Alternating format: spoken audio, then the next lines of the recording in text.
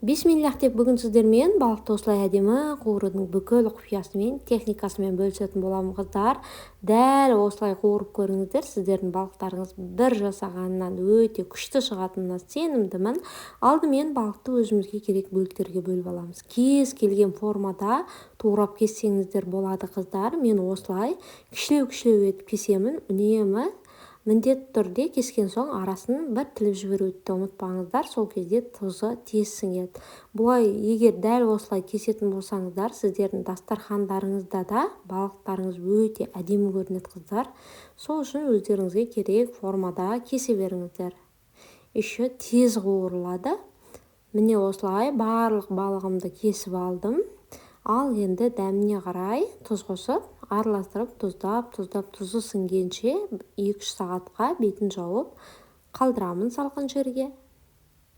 Қыздар, егер сіздерге приправа, бұрыш ұнаса, қалауларыңызға қарай тұзбен бірге қосып араластыруларыңызға болады.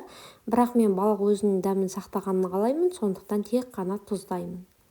Және осындай кішігірім пиязымызды алып, дөңгелек етіп кесеміз қыздар. Жіңішке дөңгелек етіп.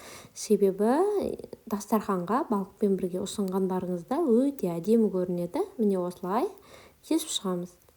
Тұзы сіңген балығымызды алып, ұнымызға ұнатып аламыз. Қыздар, қалауларыңызға қарай кляр жасасаңыздар болады. Жұмыртқа, сарыағаш барлығын араластырып, бірақ мен өте көп балық қуыратын болғандықтан кляр маған жетпейді.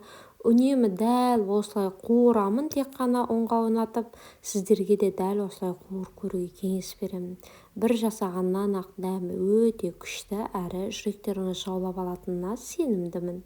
Дәл осылай әдемілеп ұнға ұнатып алып, қызып тұрған майға салып, екі жағын да алтын түстес болғанша әдемі етіп қуырып аламыз.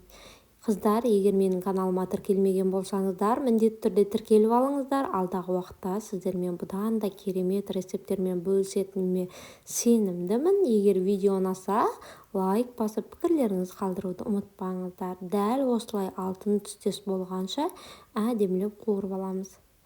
Видеода көріп тұрғандарыңыздай, ұнға ұнатылған балықтың да клярға ұнатылып пісірген балықтан ешқандай айырмашылығы жоқ. Осындай әп-әдемі болып пісіп шығады. Міне достар, жалпы біздің балығымыздың барлығы қуырылып шықты. Осындай әдемі болып, бетіне пиязымызды және аскөгімізді сеуіп, дастарханға ұсынсаңыздар болады.